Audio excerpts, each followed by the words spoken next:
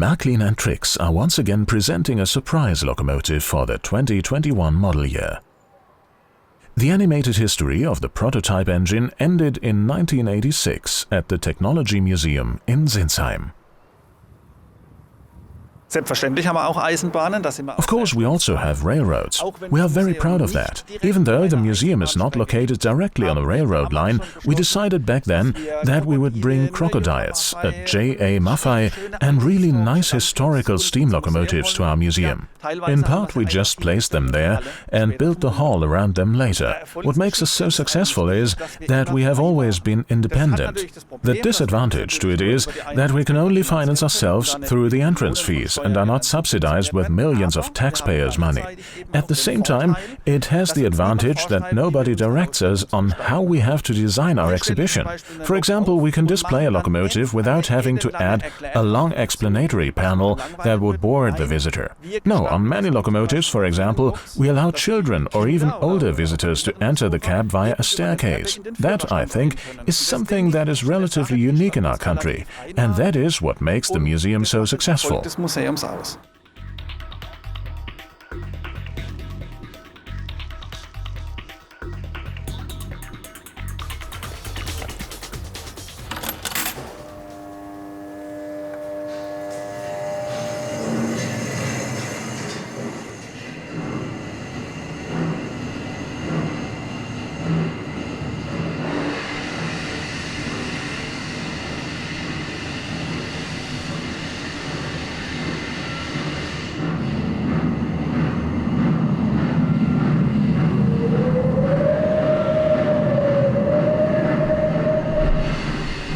We're standing in front of it, the Surprise Locomotive for 2021.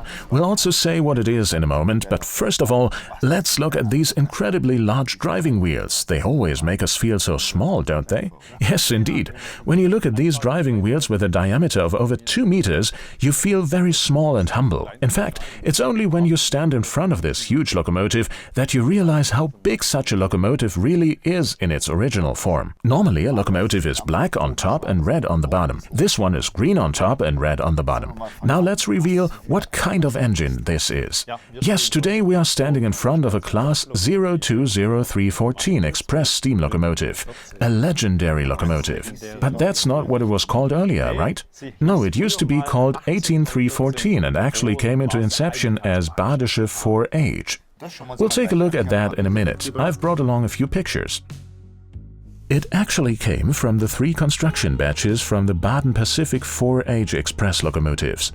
A total of 20 examples were built between 1918 and 1920. As a splinter class, they were retired at the end of the 1940s or still served as test locomotives.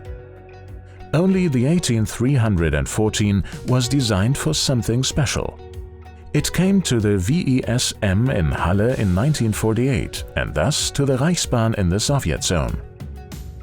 There it received a main inspection and was rebuilt for test runs. In 1960, among other things, it received a new cab. The cylinders and boiler superstructure were later fitted with a streamlined partial cladding. Finally, it shone in green paint with white trim stripes.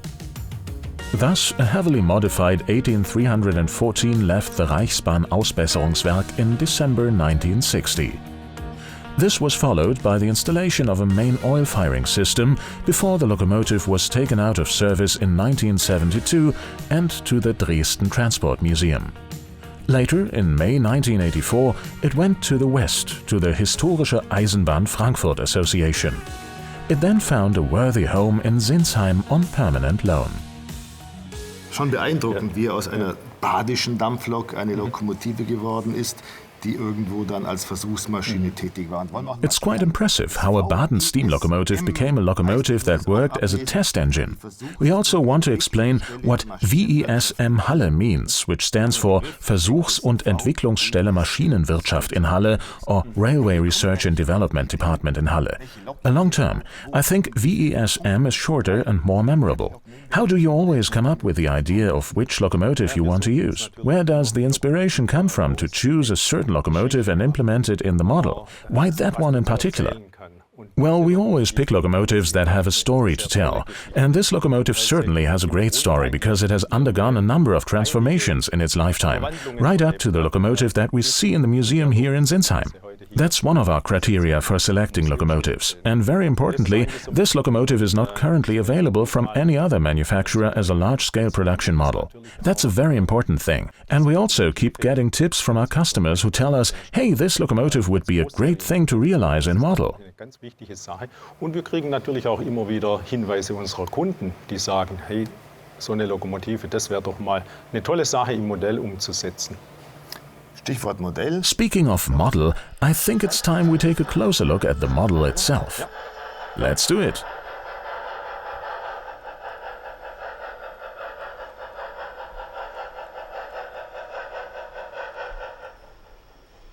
Was kann man über das Modell generell sagen? Ja, das Modell wird natürlich wieder eine High-End-Ausführung. What can you say about the model in general? The model will be a high-end version, as we have always done in recent years with our Surprise locomotives. Detailed, high precision, largely made of metal and absolutely to scale. So I'm really excited about the execution of this model locomotive. It includes everything that we have in terms of technology today. Ganz besonders ist natürlich hervorzuheben bei der Ausführung jetzt das erste Mal auch dann wirklich sehr. Particularly noteworthy is that this version now has speed-dependent dynamic steam output as part of its standard equipment for the first time. We also have lots of sound functions, switchable cab lighting and also running gear lighting that you can switch digitally.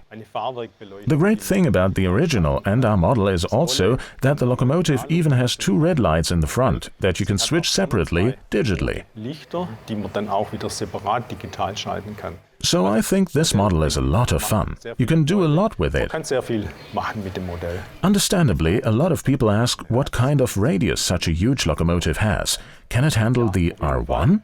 Das war Absolutely. It was most definitely a criterion that the locomotive can operate with radius 1, and it can handle it without a hitch.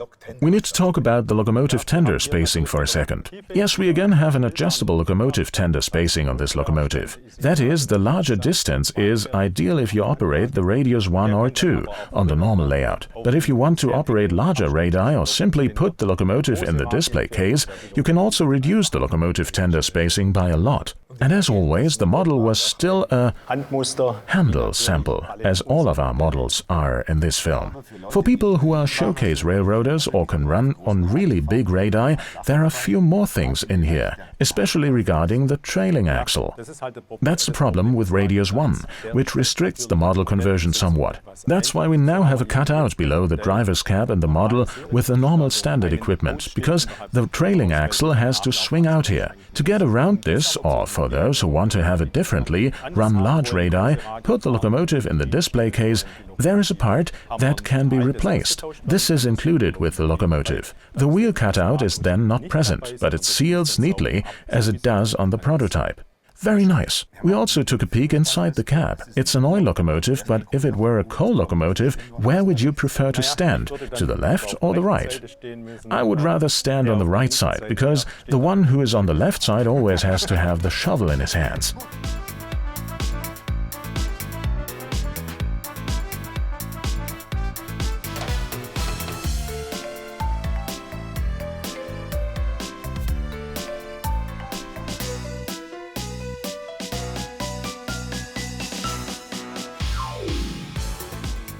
The HFO model delights with the exact replica of this unique prototype engine.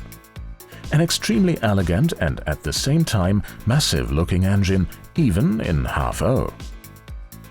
The Märklin and Trix model is a worthy tribute to the 18314.